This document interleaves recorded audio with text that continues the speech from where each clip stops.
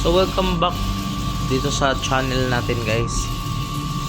So what we are gonna do right now is magpiprint tayo ng full sublimation printing na order from a hospital uniform. So this is their uniform, guys. This it's a renal dialysis unit. So yan din yung susunod na gamit natin, which is ang main top. Ito pala, guys, ay gagawing Chinese collar na printing.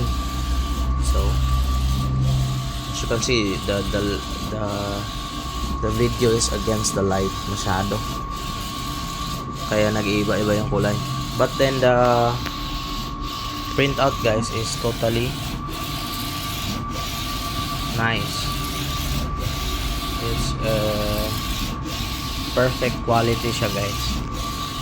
So yung ginagawa ko dito bago ako mag actual printing or mag actual printing dito sa printer natin, ni-design muna, tapos nagti-test print tayo before natin i-proceed to printing mass production na, guys. Kasi kapag yung ginagawa natin is hindi tayo magti-test print, then gawa lang tayo ng gawa, ang nangyayari is baka hindi magustuhan ng client yung kulay or yung design. So we need to clarify from the client that the design must be perfectly approved before natin i-mass production. Kasi kapag mag-mass production tayo without even asking the client, so yung nangyayari, baka ma-back job tayo, guys, or they will not gonna pay for it.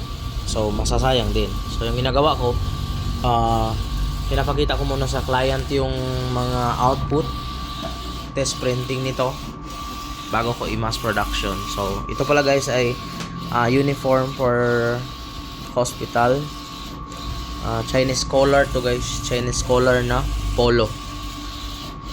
Okay, if you have any question, guys, just comment down and then I will try to answer your question. And then kung gusto nyo mag-inquire, pwede din kayo mag-inquire, guys. Thank you for watching, guys.